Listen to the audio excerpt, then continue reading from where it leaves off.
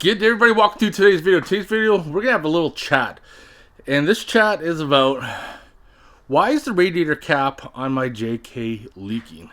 I had replaced the radiator cap on my JK, and all was fine. Didn't leak no more, and I thought, man, this is perfect. Problem solved. But then I removed the radiator cap, topped up the radiator, started driving it again. All of a sudden, the rad cap is pissing out fluid, and I'm like, okay, this is a brand new cap. What is going on? And it took me a little while, but it did clue in. So I just finished shooting a video on how to test the radiator cap, and as you can probably see, I did have it at 18 pounds, but now it is bleeding off. So this is the old cap. And why is this cap reading pressure, but on the Jeep JK it is not? It just pisses out coolant. And that's the $1 million question. So the problem with the JK radiator neck is that it's not flat like this. It has a raised edge that goes all the way around. I'm going to try to pull up some old video footage of when I replaced the radiator just so you can see. Now, if you watch closely on this old video when I removed the radiator, when you pull the cap off, if you look closely, it's not flat. It has a little raised edge all the way around. So now as you see from that design is really stupid. They should have just left it flat and you wouldn't have any issues. The second issue is if you do not remove the cap perfectly straight, that is where the problem starts. And I don't know if you are going to see it on this camera or not. I might have to get out my iPhone just to explain to you, and you'll understand.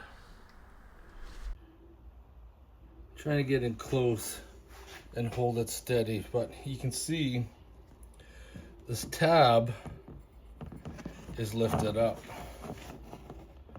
If I go to this side here, it is lifted up slightly as well. And because of the way the Jeep radiator neck is designed, that's the biggest problem. This little tab doesn't have a lot of room to sit, so when that tab is lifted up on the corner, when you don't take it off perfectly straight, they bend. And because those little tabs bend, it gives this cap a little bit of wiggle room.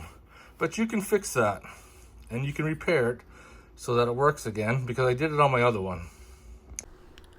Like I said before, I put the new rad cap on, worked perfectly. Took the cap off, had coolant leak, and it took me a little while to figure out about those bent tabs.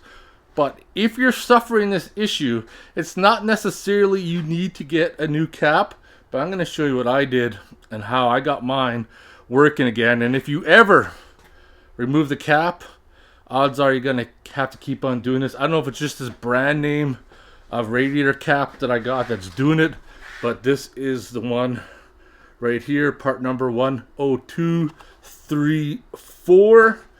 But I'm going to show you my little trick which worked out.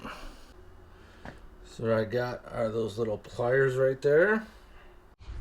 So what you're going to do, you're going to take your little pliers, especially on the part that's bent up, and I'm hoping that I'm getting good video coverage there, and you want to bend it back down. You want to bend this tab, not a lot, but you want to bend it down slightly, because you'll notice that it is bent up just a little bit. So I'm just bending this tab down, and like I said, if you remove your cap, you're probably going to have to do this again. So just by bending those ears in a little bit, you're going to make this cap sit a little tighter, and 90% of the time your problems are going to go away. And it seems to be a common problem with the JK. A lot of people have complaints about leaking radiator caps, and that's what I found to solve it. So I hope you guys enjoyed this video. If there are any questions or comments, post them below. Otherwise, I'll see you guys on the next one.